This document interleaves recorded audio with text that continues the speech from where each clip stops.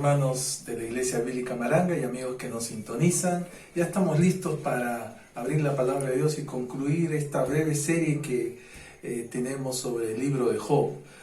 Concluimos por ahora y al final les estaré diciendo qué se viene. Gracias a Dios por su fidelidad en la semana que transcurrió y estamos así iniciando esta nueva semana. Como siempre hacemos nuestra mínima parte. Como dijera en estos días, si usted nos está sintonizando en directo nuestro presidente del Perú, si nos confiamos, nos contagiamos, si nos confiamos, nos contaminamos. Así que tenemos que hacer nuestra parte como precaución y previsión. Ya estamos listos entonces para concluir esta rápida serie expositiva sobre el libro de Job. Hemos estado viendo hasta aquí sobre la vida de este hombre, este primer creyente en la Biblia, más antiguo que Abraham. Este hombre que era ejemplar en su vida, y su ejemplaridad, su piedad no fue una vacuna, ni le sirvió ni le protegió en un sentido contra el sufrimiento. ¿Por qué? Porque, como hemos dicho, esto es propio de la naturaleza humana. Eso es común a todos nosotros, eso nos iguala con todos. Y vimos que los padecimientos van a poner a prueba en todo caso nuestra piedad, nuestras palabras y nuestra perspectiva. Es ahí donde en realidad las cosas que verdaderamente valen se van a poner a prueba. Vimos también que aparecieron justo allí en el momento más indicado, en medio del dolor de Job. Recuerden, él no podía contar ni con su propio cónyuge. Imagínense, en medio de su dolor que se había traducido hasta en una sarna maligna, aparecieron sus tres amigos. Estos tres amigos conocedores de él de mucho tiempo, que se habían tomado tiempo, coordinaron para venir a consolarle, y que vimos una paradoja, una aparente contradicción entre sus palabras no eran coherentes con sus propósitos. Y que aprendemos que verdaderamente nuestras palabras van a proyectar, en realidad siempre nuestras palabras van a proyectar nuestros propósitos. Recuerdan, Jesús dijo eso: de la abundancia del corazón habla la boca. Así que no es lo que sencillamente pretendemos o decimos. Al fin nuestras palabras van a evidenciar eso. Ahora Dios ve, antes que nuestras palabras, ve las intenciones del corazón, pero repito, las palabras lo van a revelar. Y vimos también cómo finalmente, después de estos tres amigos, en sus discursos se apelaron a tantas cosas, y es extenso. Le animo a que usted lo lea con calma y detalle. Al final le decían: Job, confiesa, reconoce, tú mismo has dicho, sabes cómo es Dios, pero tú no quieres reconocer, y le fustigaban duramente. Ahí a Job no aceptaban ninguna de las razones. Se atrevió a hablar este joven Eliú, y que nos recuerda que la autoridad no está en la edad, sino en la verdad. La pertinencia no está en la experiencia, sino en la ciencia. Y eso nos recuerda una vez más que la autoridad está en la palabra de Dios. Esta es infalible, inerrante en cada cosa que cita. Es más, aún podemos ver que cita el error, y por ello su exactitud. Así que, habiendo visto el justo y sus adversidades, hemos visto esta mañana sobre el juicio de los amigos. Terminaremos en esta noche viendo sobre la justicia del Altísimo. La pregunta que nos proponemos es: ¿puede alguien disputar con Dios? Es decir, ¿podemos reclamarle algo a Dios con razón? ¿Es Dios injusto? ¿Se equivocó? ¿Se descuidó Dios? ¿Se cansó o algo por el estilo, y por ende podemos discutir y disputar con Dios? Vamos a ver si esto es posible en los siguientes minutos. Nos enfocaremos en los capítulos 38 en adelante. Antes vamos a orar un instante. Señor, te damos gracias por el privilegio de tener tu palabra. Como hemos reiterado, tu palabra es verdad. La suma de tu palabra es verdad. Esta ilumina, la exposición de tus palabras alumbra, y te suplicamos que alumbres nuestro entendimiento para las circunstancias en las que estamos. Sea propicio, sea como un bálsamo, sea como ánimo, sea como luz para entender algunas cosas, aquellas que podemos y que tú quieres que entendamos, y aquellas que no, que nuestra fe confiada en tu bondad, que no haces nada para nuestro mal, y en tu sabiduría, que no te equivocas, nos sostenga. Gracias por este tiempo. Bendice a aquellos que nos oyen a través de estos medios. En el nombre de Jesús. Amén. Entonces, veamos la justicia del Altísimo. Ahí está, han intervenido los amigos de Job, han tratado de probar y ninguno de ellos ha tenido razón. Eliú se molestó con ellos, pero también se molestó con Job, porque Job, en medio de todo, con sana intención, y una vez más la sinceridad, recuerdan, no está por encima de la verdad. Uno puede ser sincero en algo, ser muy transparente y estar totalmente equivocado. Y Job, aun cuando tenía estas buenas intenciones, él era un hombre piadoso, él llegó, por lo que vemos en el texto, a pensar que esto era una especie de justificación. Y esto es muy común, el hecho de pensar que es por lo que hacemos. Permítame hacer un rápido paréntesis. Esto es muy común, el pensar que por las cosas buenas y hasta bíblicas que hacemos, eso al fin nos justifica. Si eso fuera así, sería por nuestras obras. ¿Qué nos justifica ante Dios? No son nuestras obras. El que nos justifica es Cristo, la justicia de Él, que nos es puesta a nuestra cuenta. Esas, las dinámicas, las actividades espirituales son muy buenas, pero estas no nos justifican, si no sería al fin por obras. Y Job al fin pensó que de alguna manera él tenía algo que reclamar confiando en su propia justicia. Así que ahora va a estar ya no ante sus amigos, ya no va a estar ante la opinión de algunos o mayoritaria, sino va a estar ahora ante el mismo Dios. Y a partir del capítulo 38 vamos a ver este diálogo. Recuerda, está en forma poética, en forma de versos, sin embargo podemos apreciar este diálogo, donde Dios ahora interviene en el capítulo 38 y Dios mismo se va a encargar de evaluar a Job. Por eso preguntábamos, ¿podemos discutir con él? ¿Cuál es el estándar que usa Dios? Veremos aquí algunos de los estándares que usa Dios. Ahora Job está ante el juez justo, ante Jehová, ante el cual no hay manera de sobornar, de corromper, algo que lamentablemente suele ser común en nuestra realidad humana, ante el cual, como bien había dicho Eliú, él no hace acepción de personas, ante el cual nadie puede vencer. Y Dios mismo en la conversación, el diálogo, va a confrontar a Job, por lo menos en tres grandes maneras. Uno lo va a evaluar ante su omnisciencia, capítulo 38, versículo 18. Le dice, le pregunta Jehová a Job, ¿has considerado tú hasta las anchuras de la tierra? Declara si sabes todo esto. Para resumirlo, declara. Comparando con Dios, ¿qué podía conocer Job? Él podía ser un experto, un conocedor, un hombre muy piadoso. Ese es otro tema.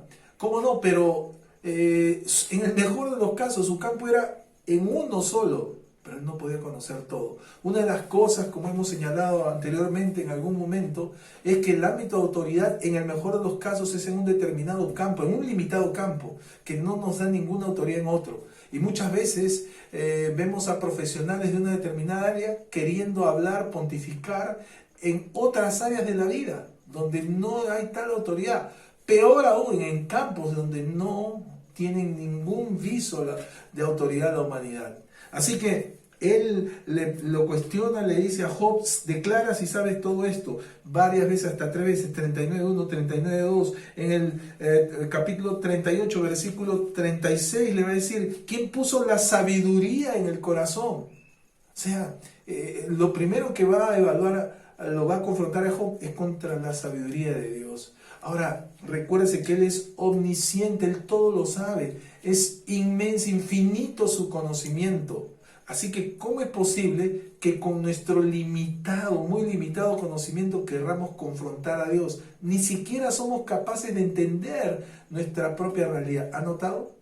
Es como un niño, y salvando las distancias, en su limitado conocimiento quiere entender otras cosas. Y los padres, los maestros, tenemos que hacer malabares, desarrollar habilidades para intentar en su realidad explicar cosas. En su limitado entendimiento, explicarles cosas que van más allá o son ilimitadas. La segunda cosa, el segundo estándar con el cual Dios evalúa a Job es con su omnipotencia. En 38:31 le dice, entre varias cosas, estoy tomando las más representativas, ¿podrás tú atar los lazos de las Pléyades o desatarás las ligaduras de Orión? A propósito, astronomía, no astrología, astronomía. Y aquí le dice ya de esos momentos, ¿tú tienes el poder para eso? tú tienes el poder. Ahora vivimos en un universo que tiene un orden, algo que habla a favor de Dios. ¿Y Job acaso tenía algún tipo de injerencia, influencia o poder? Ninguna. Ahí están los científicos que hoy se tornan cual los gurúes de todo campo. Y no hay tal, ellos no hicieron las leyes. Ellos tratan, los científicos, de entenderlas, pero ellos no pueden hacer contra ellas nada. ¿Tenía Job poder alguno? Le va a hacer una pregunta sobre el campo, el reino zoológico, la zoología en 39:9. ¿Querrá el búfalo servirte a ti? Interesante, que implica que los animales, aun cuando son irracionales, se mueven por instinto, de alguna manera sirven a Dios. Así que, ¿acaso Job tenía poder alguno sobre eso? Ni Job lo conocía todo, ni tenía algún poder. ¿Qué somos comparados con Dios? ¿Qué poder tenemos? No tenemos poder sobre nada. Y estas situaciones que estamos viviendo, esta pandemia, para aquellos que estamos en este momento sintonizando, nos sintonizarán después, ¿qué pone a prueba? Qué poco control, qué fragilidad que tenemos. No podemos controlar nada. Recuerden, pero esto es el campo científico de la salud. Un virus ni siquiera es un organismo vivo. Es una envoltura que, valga la redundancia, contiene proteínas y ADN, no es ni siquiera un organismo vivo. Así que no existe un virucida, algo que pueda matarlo, porque no tiene vida. No se puede matar lo que no tiene vida. ¿Y cómo se entiende? No podemos. Algo que pone a prueba nuestra impotencia. La tercera cosa, el tercer estándar con el cual Dios va a confrontar a Job es sobre su pertenencia. Antes de eso, Dios va a comenzar a confrontar duramente a Job. En 48, antes de mirar este último estándar, le va a decir así en 48: ¿invalidarás tú también mi juicio? ¡Wow! Por querer responder, contender, ¿invalidarás también mi juicio? ¿Me condenarás a mí para justificarte tú? ¡Qué vigente! Hoy encontramos así, donde ante situaciones que no comprendemos, porque tenemos responsabilidad o culpabilidad, ¿qué hacemos? Tratamos de excusarnos o acusar a alguien. Qué bueno, qué mejor acusar a Dios. Dios es malo, se equivocó, qué sé yo, ¿sí? Para justificarnos a nosotros. Así que no ha pasado de moda, es muy conveniente el ser escéptico, agnóstico o ateo, porque ante eso, ¿no es cierto?, no tengo a quién dar cuentas. No puedo reconocer que hay un orden y que debo dar cuentas. Y me convierto yo en Dios. Así que es muy conveniente. Así que para justificarme a mí mismo, me conviene ser ateo. Me conviene no tener ninguna autoridad superior. En 41:10, mismo Dios va a decir: ¿quién pues podrá estar delante de mí? O sea, no podemos entonces estar en pie delante de Dios. ¿Con qué autoridad? ¿Qué sabemos? ¿Qué podemos hacer? No hay punto de comparación. El tercer elemento que usa Dios para evaluar a Job es su pertenencia. En 41:11 dice así: ¿quién me ha dado a mí primero para que yo restituya? Todo lo que hay debajo del cielo es mío. Toda la creación es de Dios, por derecho de creación en primer lugar. Dios ha hecho todo, a Él le pertenece todo. Así que, ¿qué le podemos reclamar? Estamos viviendo de una manera cómoda, beneficiosa, placentera, en algo que no es nuestro, en la tierra. Y miren cómo maltratamos, cómo tratamos el aspecto ecológico. Pero todo lo que es de Dios, lo que es de su pertenencia. Así que, ¿podemos reclamarle algo? No podemos hacerlo. Entonces, a propósito, ¿cómo quedamos ante Dios a estas alturas? ¿De qué le reclamamos? ¿Sabe? Una de las cosas que lamentablemente cuando decidimos de una manera alegre, desmeditada, enfrentarnos a Dios es o por ignorancia o por soberbia. Y a veces estas dos se unen. Por eso alguien dijo que la ignorancia suele ser atrevida. ¿Qué de nosotros en nuestro examen ante Dios? ¿Hay algún reclamo? ¿Hay alguna queja contra Dios en estas alturas? Yo a veces siento como que sí. Recuerda, esto es lícito mientras vamos a Dios. Se vuelve pecado cuando la decimos ante otros. Ahora, ante todo eso, Job se mantendrá en las suyas, se mantendrá en sus 13, no reconocerá. Veamos que tuvo que reconocer. Entonces, no podemos discutir ni disputar ante Dios, pero ¿cómo nos podemos defender? Tampoco, ¿no? Y mire la respuesta de Job en todo ello. A estas alturas ya no eran sus amigos quienes le estaban evaluando, ni siquiera Eliú, ahora era el mismo Dios. Veamos la respuesta, mire la respuesta de Job, y aquí comenzamos a descubrir algunas cosas. En Job 42:3 dice: ¿quién es el que oscurece el consejo sin entendimiento? Está hablando Job. Por tanto, yo hablaba lo que no entendía. Job va a tener que decir que con toda su piedad, recuerda, podía ser muy piadoso, pero él no era dueño de todo el conocimiento, y él hablaba de cosas que no entendía. Hay cosas que no entendemos, pero ¿cómo nos cuesta decir no lo sé? ¿Cómo nos cuesta reconocer nuestra incapacidad, nuestra ignorancia? Job hablaba de cosas que no entendía. ¿Y no es común eso? ¿Y usted qué opina? No decimos qué sabe, qué opina. Y como alguna vez hemos mencionado, es ilustrativo que hay dos cosas en las cuales le hacemos un deporte. ¿Sabe cuál? En el deporte, en el fútbol o en el ministerio, donde todos podemos decir algo. No sabemos nada, ni tenemos ninguna experiencia, pero todos hablamos. ¿Se ha dado cuenta?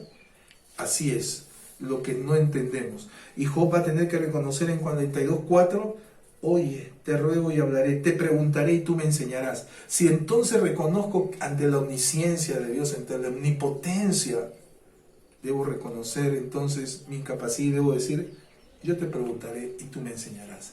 Dios está dispuesto a enseñarnos. En algún devocional hemos mencionado, Él quiere con su palabra no solo darnos información, sino producir transformación, cambio. Podemos decirle: te preguntaré y tú me enseñarás. Si usted está dispuesto a eso, Dios va a ser así. La Biblia es como un espejo, va a reflejar la actitud con que vamos. Si vamos buscando a Dios, lo vamos a encontrar. Y Job termina diciendo en 42:5: de oídas te había oído, mas ahora mis ojos te ven. ¿Notó? Él era piadoso y conocía a Dios, vaya que sí, pero ¿sabe qué? No hay circunstancias muy especiales que nos van a permitir conocer a Dios de una manera especial.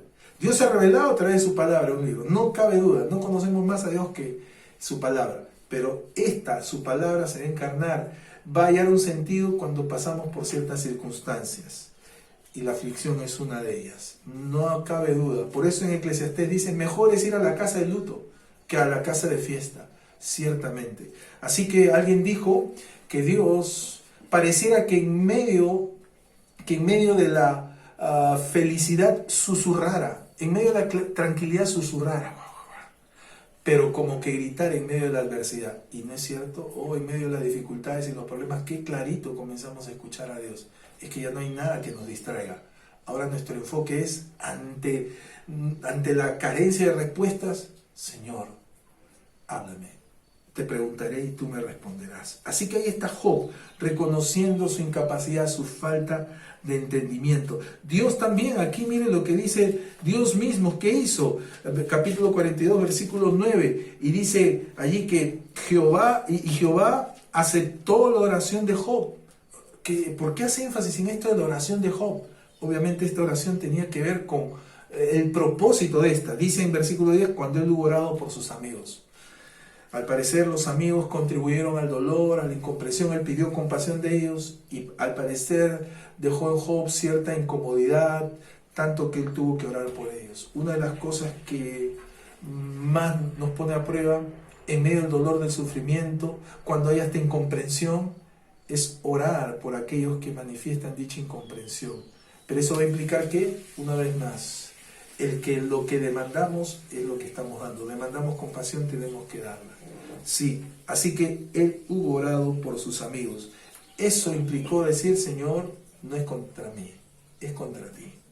Lo puso en sus manos. Y dice el 42:10: y quitó Jehová la aflicción de Job y aumentó al doble todas las cosas que habían sido de Job.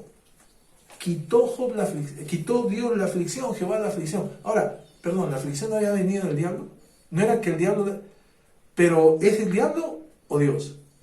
¿Sabe una vez más? Nada escapa al control de Dios. El diablo en sus propósitos no se da cuenta que aún Dios es capaz de controlar sus acciones. No que el diablo sea, entre comillas, un siervo, un discípulo de Dios, pero nada escapa a su control, a su sabiduría.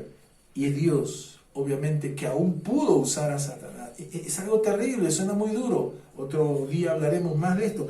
Pero quitó Jehová la aflicción de Job y aumentó el doble de todas las cosas que había sido de él.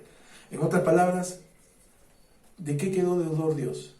Dios mandó la aflicción, quitó todo esto. Al final, ¿de qué le quedaba debiendo Dios a Job? Nada. Es más, dice aquí, le aumentó el doble. Y vemos aún el escenario, sus conocidos, los testigos, dicen 42:11, vinieron a él todos los que le habían conocido y comieron con él, compañerismo, y se condolieron de él y le consolaron, lo que sus amigos no habían logrado hacer, de aquel mal que Jehová había traído sobre él, y cada uno de ellos le dio una pieza de dinero y un anillo de oro. ¡Wow! ¡Qué ejemplar, qué ilustrativo! ¿No es lo que a veces hacemos? Y una vez más, como le hemos mencionado, son nuestros hechos antes que nuestros dichos. Cuando hay una persona en problema, en dolor, a veces es más elocuente en nuestra presencia o nuestros presentes, ¿no? Los niños a veces son muy sensibles en eso, ¿no? El hecho de, ante ver el dolor de otro, desde su niñez van a decir, le van a invitar un dulce, le van a invitar de su propio chocolate. Es lo que hicieron ellos, no fue un chocolate, obviamente. ¿Qué fue? Aún una pieza de dinero y un anillo de oro. Un hecho muy ilustrativo. Y termina el capítulo diciendo 42:12, y bendijo Jehová el postrer estado de Job más que el primero. ¡Wow! Imagínense, tremenda bendición que recibió. Todos queremos esta última parte, pero no queremos los capítulos previos, ¿no? Ese es el costo. La bendición tiene un costo. La bendición no es una fórmula, no es tú me das para ayudarte, no es un trueque, no es un intercambio, no es toma y daca, no es algo por el estilo con lo cual muchos se trafican. No, tiene un costo muy alto. La bendijo Jehová el postrer estado. Y dice, tuvo 7 hijos y 3 hijas. Y nos dice, y termina en el capítulo 42, 16 y 17, después de esto vivió Job 140 años, y vio a sus hijos y a los hijos de sus hijos hasta la 4ª generación. Hijos, nietos, bisnietos. Es un indicador muy revelador. A lo más nosotros vemos a nuestros nietos. Veremos si es que Dios quiere. Muy difícil a nuestros bisnietos. Y dice, y murió Job 42:17, viejo y lleno de días. Un indicador de la bendición. Vivió y murió con la bendición de Dios. Tremenda la conclusión. Proporcional al sufrimiento de Job. Dios no es deudor de nadie ni de nada. Dios, que como nos dice en un inicio su palabra, si mal no recuerdo, capítulo 4 o 5, más o menos dice que Él es, dice así, Él es quien hace la llaga y Él la vendará. Él hiere y sus manos curan. En 6 tribulaciones te librará, en la 7ª no te tocará el mal. En el hambre te salvará de la muerte y del poder de la espada en la guerra. Del azote de las lenguas serás encubierto. No temerás la destrucción cuando viniere. De la destrucción y del hambre te reirás. Y no temerás de la fiera del campo, pues aún con las piedras del campo tendrás tu pacto, y las fieras del campo estarán en paz contigo. Sabrás que hay paz en tu tienda, visitarás tu morada y nada te faltará.